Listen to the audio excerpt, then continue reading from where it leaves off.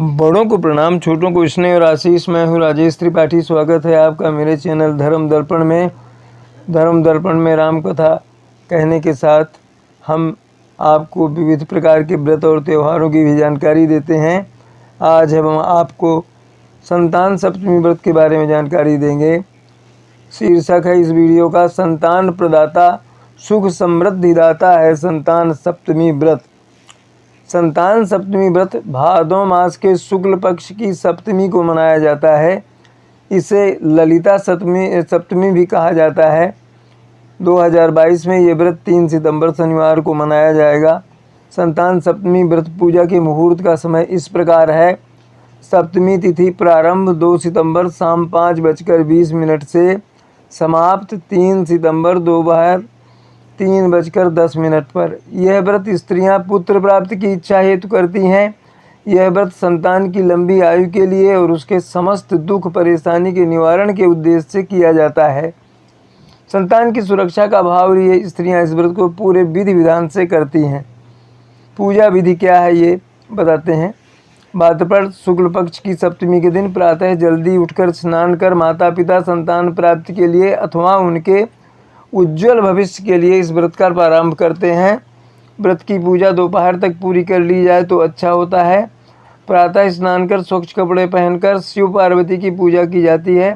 दोपहर के वक्त चौक बनाकर उस पर भगवान शिव पार्वती की प्रतिमाएं या चित्र रखे जाते हैं। प्रतिमाओं को स्नान कराकर चंदन का लेप लगाया जाता है। अक्षत नारियल सुपारी अर्पण की जाती है। इसके बाद दीप प्रज्वलित कर भोग लगाया जाता है। पूजा के लिए धरती पर चौक बनाकर उस पर चौकी रखें। उस पर भगवान शंकर व माता पार्वती की मूर्ति या चित्र को स्थापित करें। अब कलश की स्थापना करते हुए उस पर आम के पत्तों के साथ नारियल रखें।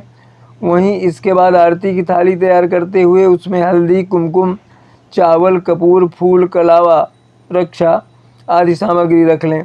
संतान की रक्षा का संकल्प लेकर भगवान शिव को डोरा बांधा जाता है। बाद में इस डोरे को अपनी संतान की कलाई में बांध दिया जाता है। इस दिन भोग में खीर पूरी का प्रसाद चढ़ाया जाता है। इसके साथ ही गुड़ और आटे को मिलाकर बनाए मीठे पुए भी चढ़ाए जाते हैं। भोग में तुलसी का पत्ता रख उसे जल से 3 बार घुमाकर भगवान को अर्पित किया जाता है। परिवार के साथ मिलकर आरती की जाती है। भगवान के सामने नतमस्तक होकर उनसे अपने मन की इच्छा कही जाती है। बाद में भोग को प्रसाद स्वरूप सभी परिवारजनों एवं मित्रों में वितरित किया जाता है। संतान सप्तमी व्रत से जुड़ी एक कथा है। संतान सप्तमी व्रत की कथा पति पत्नी साथ मिलकर सुने तो अधिक प्रभावशाली माना जाता है।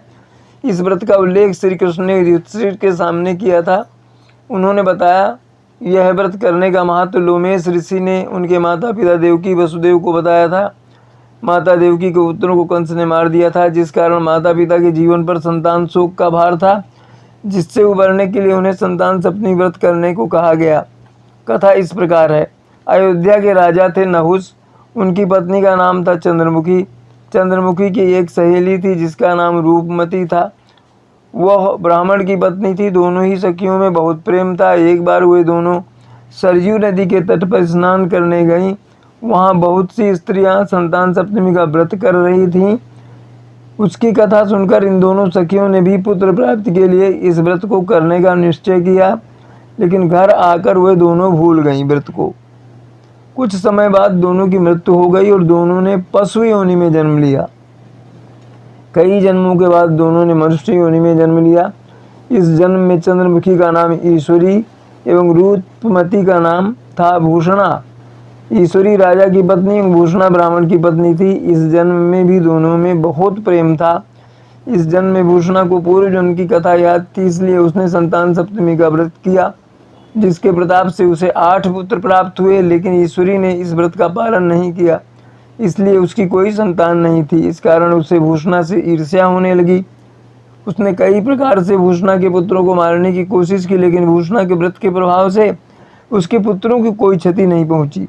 थक हार कर ईश्वरी ने अपनी ईर्ष्या एवं अपने कृत्य के बारे में भूषणा से बताया और क्षमा भी मांगी।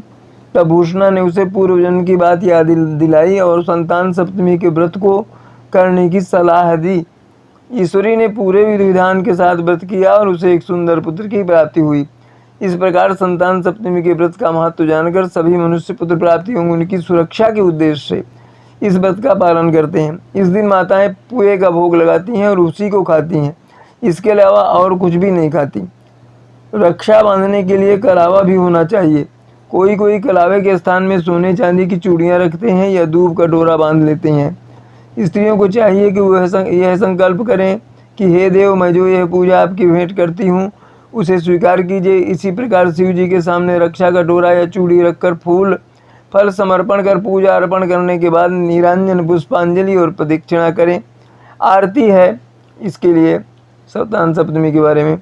हे दया सागर दया कर दास को संतान दो, दीन बंधो दीन की इस प्रार्थना पर ध्यान दो।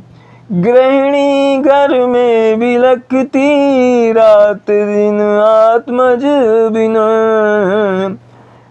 गोदी उसकी जल्द भर कर पुत्र भिक्षा दान दो, दीन बंधो दीन की इस प्रार्थना पर ध्यान दो।